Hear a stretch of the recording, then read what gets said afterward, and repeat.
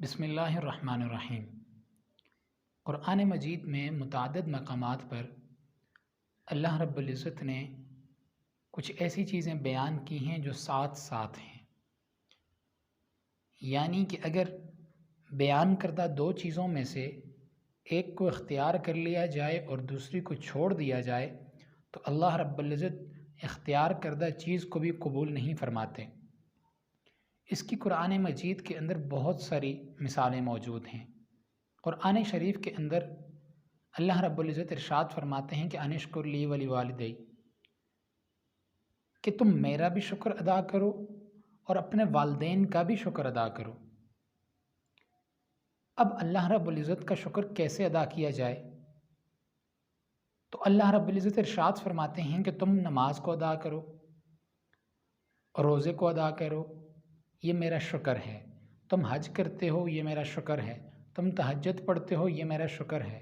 اسی طریقے سے تم نوافل ادا کرتے ہو، کسی کے ساتھ صلح رحمی کرتے ہو، اچھے اخلاق اختیار کرتے ہو، تو یہ اللہ رب العزت کی عطا کرتا نعمتوں کا شکر ہے۔ اور والدین کا شکر کیا ہے؟ کہ والدین کی بات کا برا نہ منانا، والدین کا احترام کرنا، یہ والدین کا شکر ہے کہ والدین کا بھی شکر ادا کرو۔ اسی طرح قرآن مجید میں دوسری جگہ اللہ رب العزت ارشاد فرماتے ہیں یا ایھا الذین آمنوا اطیعوا اللہ واطیعوا الرسول، اے ایمان والو تم اللہ تعالیٰ کی بھی اطاعت کرو اور رسول اللہ صلی اللہ علیہ وسلم کی بھی اطاعت کرو۔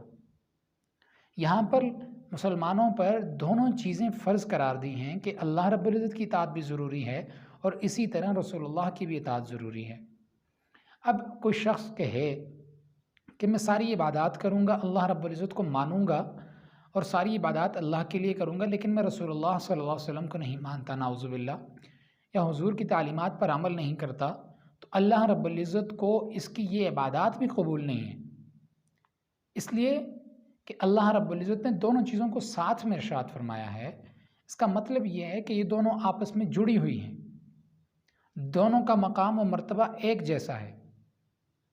لہٰذا اگر کوئی شخص ایک چیز کو اختیار کر لے اور دوسری کو چھوڑ دے تو اس کی اختیار کردہ چیز بھی اس وقت تک قبول نہیں ہے جب تک وہ دوسری چیز کو بھی اختیار نہ کر لے۔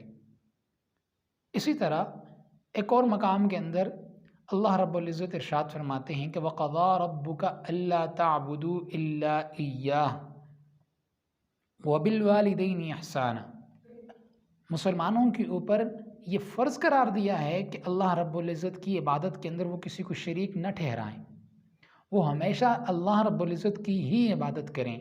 اور پھر آگے واو عاطفہ ہے کہ جو حکم اس یہاں لگتا ہے، جو چیز یہاں مسلمانوں کے لیے فرض ہے کہ یعنی اللہ رب العزت کی عبادت کرنا اور اللہ کے ساتھ کسی کو شریک نہ ٹھہرانا، یہی حکم یہ جیسا یہ فرض ہے، ایسے ہی وَبِالْوَالِدَيْنِ إِحْسَانًا کے اوپر بھی یہی حکم لگے گا کہ والدین پر احسان کرنا بھی فرض ہے۔ یہ دونوں چیزیں اللہ رب العزت نے ایک ساتھ ارشاد فرمائی ہیں۔ اب والدین کا احسان کیا ہے؟ حضور اکرم صلی اللہ علیہ وسلم کے پاس ایک شخص آیا اور اس شخص کے ساتھ ایک بوڑھا شخص تھا۔ حضور نے اس نوجوان سے پوچھا یہ بوڑھا کون ہے؟ تو اس نے کہا کہ یہ میرے والد ہیں۔ حضور اکرم صلی اللہ علیہ وسلم نے ارشاد فرمایا کہ یاد رکھو اپنے والد سے آگے مت چلنا۔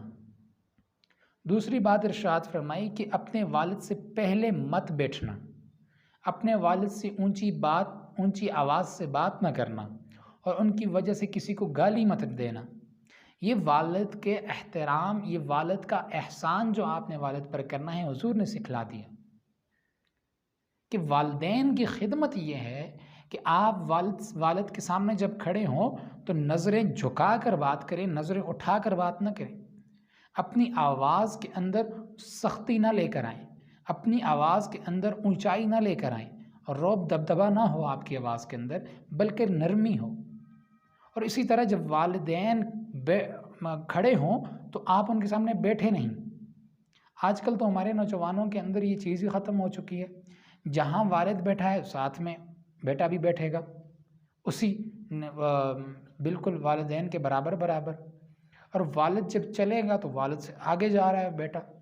احتراماً کوئی خبر نہیں ہے کہ والد کا احترام کیا چیز ہوتی ہے، والدہ کا احترام کیا ہوتا ہے۔ اب والدہ کا کیا احترام ہے کہ ان کے ساتھ بھی نرمی کے ساتھ پیش آیا جائے۔ اب دیکھیں والدین اولاد سے کس قدر محبت کرتے ہیں، اس چیز کا اندازہ کوئی نہیں لگا سکتا۔ جب اللہ رب العزت نے اس چیز کو بیان کرنا تھا کہ میں اپنے بندوں سے محبت کرتا ہوں، جب اللہ رب العزت نے اس چیز کو بیان کرنا تھا تو یہاں کوئی اور مثال لانے کے بجائے اللہ رب العزت نے ارشاد فرمایا کہ میں 70 ماؤں سے زیادہ محبت کرتا ہوں۔ یعنی کہ دنیا کے اندر سب سے زیادہ انسان سے محبت کرنے والی اگر کوئی شخصیت ہے تو وہ اس کی والدہ ہے۔ والدہ اپنی اولاد سے بے تحاشا محبت کرتے ہیں، تو اللہ رب العزت نے اپنی مثال دینے کے لیے کہ میں اپنے بندوں سے کتنی محبت کرتا ہوں، والدین کے ساتھ مثال دی کہ جتنی والدہ محبت کرتی ہے اس سے 70 گنا زیادہ میں اپنے بندے سے محبت کرتا ہوں۔ اب والدہ کے احسان، اس کے اوپر احسان کرنا چاہیے، والدہ کی ضروریات کا خیال رکھنا چاہیے، والدہ کو جو چیز ضرورت ہے اس کے مانگنے سے پہلے وہاں پہنچ جائے، یہ والدہ کا احترام ہے، یہ والدہ کے ساتھ احسان ہے۔ آج ہم جاتے ہیں والدہ سے کہتے ہیں میرے لیے دعا کر دیں، ایسے دعائیں تھوڑی ہوتی ہیں۔ آپ والدین کا دل خوش کریں، پھر اس کے بعد والدین خود بخود آپ کے لیے دعائیں نکالیں گے۔ آپ دل نہ بھی خوش کریں تب بھی تو وہ والدین آپ کے لیے دعائیں کرتے ہیں۔ آج تک تو ایسا کوئی والد یا والدہ نہیں دیکھی گئی جو اپنے اولاد کے لیے بلا وجہ بدعائیں کرتی ہو۔ وہ تو ہمیشہ اولاد کے حق کے اندر دعائیں کرتے رہتے ہیں۔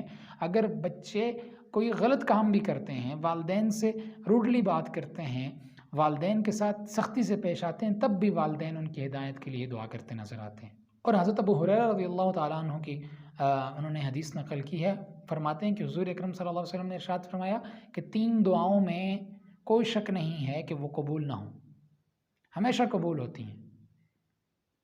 ان میں سے والد کی دعا، والد کی دعا اللہ رب العزت ضرور قبول فرماتے ہیں۔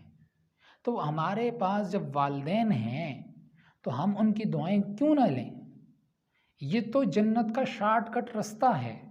اب کوئی شخص کہے کہ میں ساری رات نوافل کے اندر گزار دوں گا، میں 5 وقتی نماز جو ہے وہ اب ٹائم سے ادا کروں گا، زکوٰۃ دوں گا، حج کروں گا، عمرے پہ عمرہ کروں گا، لوگوں کے اندر فلاحی کام کروں گا، ان کی ضروریات کو پوری کروں گا، لیکن گھر میں والدین ناراض بیٹھے ہیں، تو یقین مانے یہ اللہ رب العزت کہتے ہیں کہ جب تیرے والدین ناراض ہیں تجھ سے تو یہ تیری کسی عبادت کی مجھے کوئی ضرورت نہیں ہے۔ ان عبادتوں سے، ان ریاضتوں سے، ان اچھے اخلاقوں سے، ان بیانوں سے، ان وعظ سے، ان تعلیم سے، اس علم سے تمہیں کوئی فائدہ نہیں ہوگا جب تک کہ تمہارے والدین تم سے راضی نہ ہوں۔